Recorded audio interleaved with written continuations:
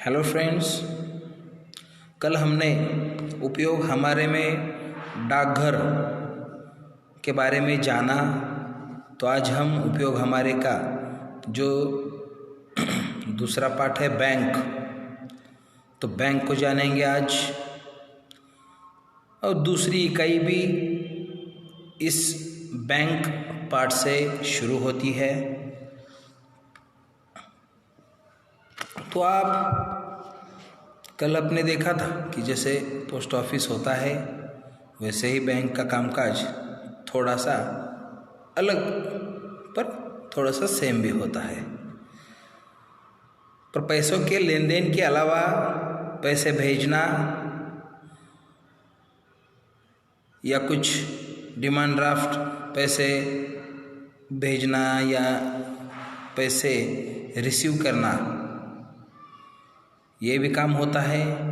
या कर्जे, किसी को अगर पैसों की ज़रूरत हो तो कर्जे देने के लिए, या गवर्नमेंट किसी गरीब को कुछ हेल्प करना चाहती है तो वो उस अकाउंट्स के थ्रू हेल्प करती है।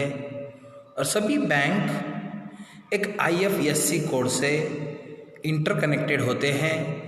कौन से भी बैंक में आपके पैसे हो तो आप ATM कार्ड से कौन से भी ATM से निकाल सकते हो या उस बैंक की शाखा से निकाल सकते हो। तो आप देख सकते हो ये बैंक है। इसमें सबसे पहले आपको दो काउंटर दिख रहे होंगे, ये कैशियर का और ये बचत खाता है ना। बचत खाता में हम मंथली रेगुलर डिपॉजिट RD बोलते हैं, उसको कर सकते हैं। और कैशियर से हम पैसे निकाल सकते हैं। ओके, तो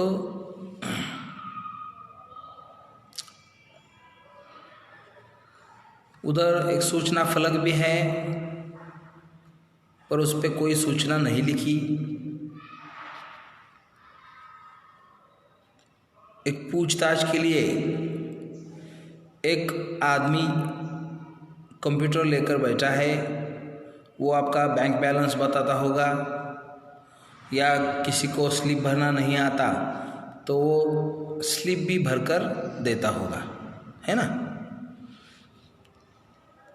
और उसके बाजू में एक सोफ़ा रखा है जो कि कोई बुज़ुर्ग आदमी या बुज़ुर्ग औरतें बैंक में आए तो अच्छी तरह से वो बैठ सके।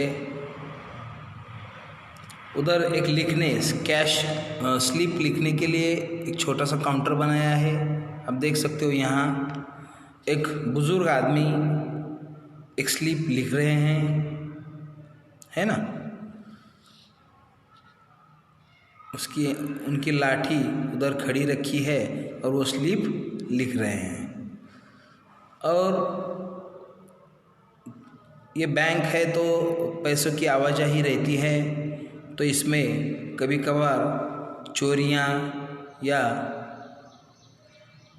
ये भी हो सकता है। इसलिए उन्होंने एक राइफलधारी जो वॉचमैन है, आपको दिख रहा होगा यहाँ, ये भी रखा है। ये क्या करता है, ऐसी किसी अनहोनी घटना को घटने नहीं देता, है ना। बचत खाता काउंटर पे एक लड़की अपनी मम्मी के साथ आई है और वो पैसे भर रहे हैं। कैशियर के काउंटर पे भी लाइन लगी है। और आप देख सकते हो किसी की कोई समस्या हो या किसी की कोई कर्जे की फाइल हो तो वो सैंक्शन करने के लिए या रिजेक्ट करने का पूरा अधिकार बैंक का होता है। तो ये सब बैंक के मैनेजर के ऊपर डिपेंड होता है। तो ये बैंक मैनेजर की एक अलग सी रूम आपको दिख रही होगी। इधर एक आदमी सामने बैठा है बैंक मैनेजर के, और कुछ उनकी पूछताछ चालू है या डिस्कशन चर्चा चालू है। अगर बैंक में गलती से कोई बाय मिस्टेक कुछ कहीं पे आग लग गई तो उस आग को बुझाने के लिए फायर एक्सटिंग्विशर भी वहाँ रखा है।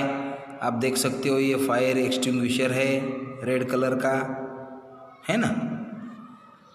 और जो भी हम पासबुक प्रिंट करते हैं, है ना, तो उस पासबुक प्रिंट करने के लिए ये मशीन इधर लगाई है। एक पासबुक होता है, उस पर एक स्क्वायर टाइप की एक छोटी सी पर्ची चिपकाई जाती है जिस पे बारकोड होता है, और वो जो पासबुक होता है आपका वो उसमें डालते हैं ओपन करके, फिर वो प्रिंट करता है। तो बैंक का सिस्टम बहुत अच्छा है। आजकल नेट बैंकिंग, मोबाइल बैंकिंग भी चल रही है। आप मोबाइल पे भी फ़ोन पे या गूगल पे जैसे ऐप लेके पैसे भेज सकते हो, पैसे रिसीव कर सकते हो। आरटीजीएस करके कहीं भी बड़ी सी अमाउंट आप ट्रांसफ़र कर सकते हो, है ना। पर ये करते हुए आपको आपका अकाउंट नंबर,